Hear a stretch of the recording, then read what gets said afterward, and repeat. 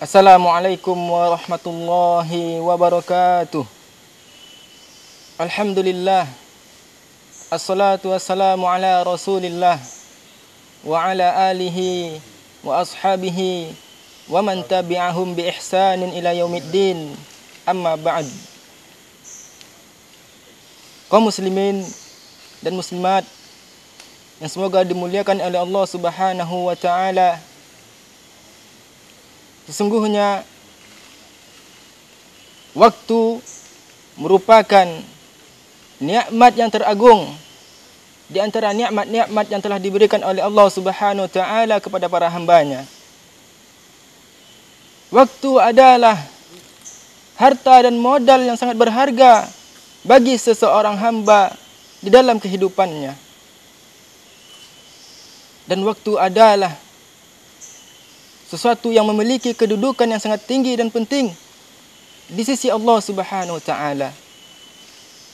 Sehingga sampai-sampai Allah Subhanahu wa taala bersumpah dengan berbagai waktu. Wal 'asr, wal fajr, wal lail, wad duha.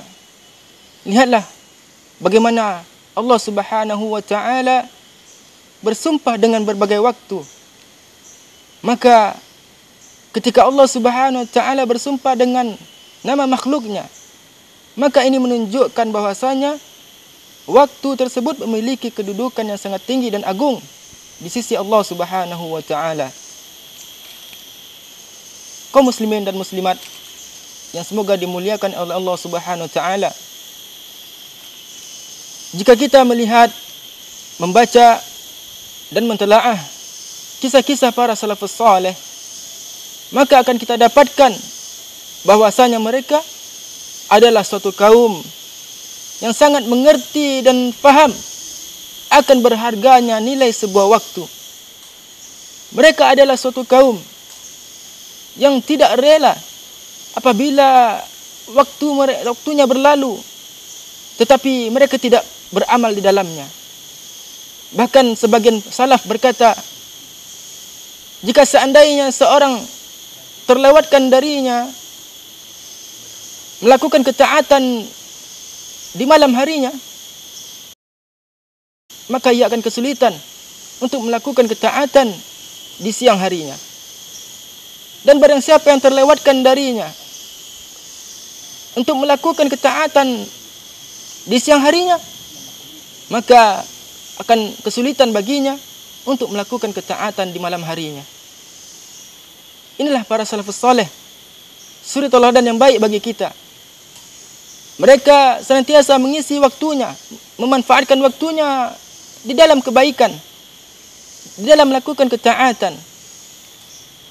Bahkan sebagian mereka ada yang menghabiskan waktunya untuk membaca Al-Quran.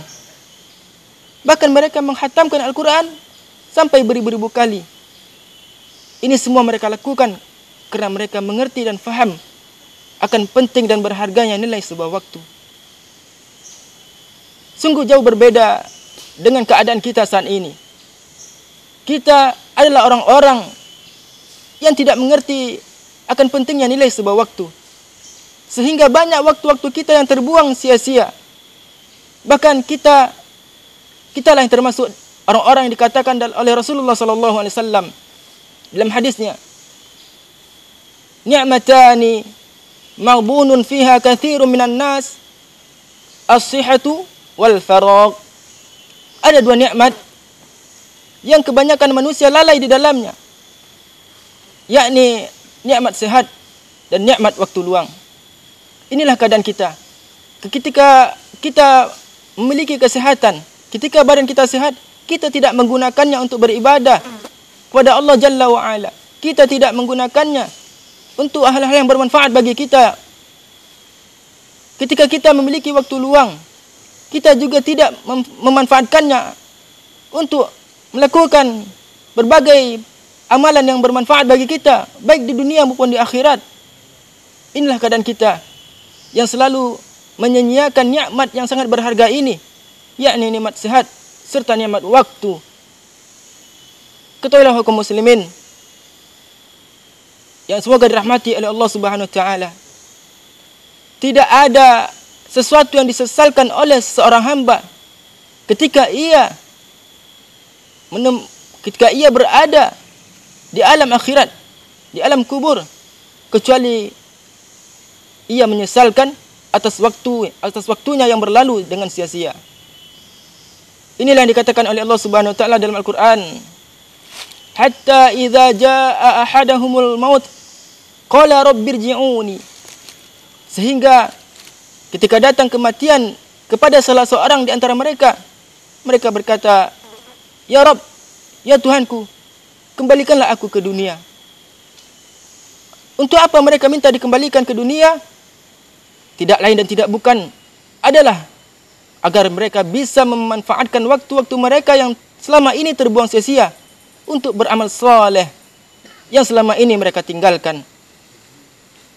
Kaum muslimin dan muslimat yang semoga dimuliakan oleh Allah Subhanahu wa taala, ketahuilah sesungguhnya setiap detik, setiap waktu yang berlalu dalam hidup kita akan dimintai oleh Allah Subhanahu wa taala pertanggungjawabannya di yaumil akhir.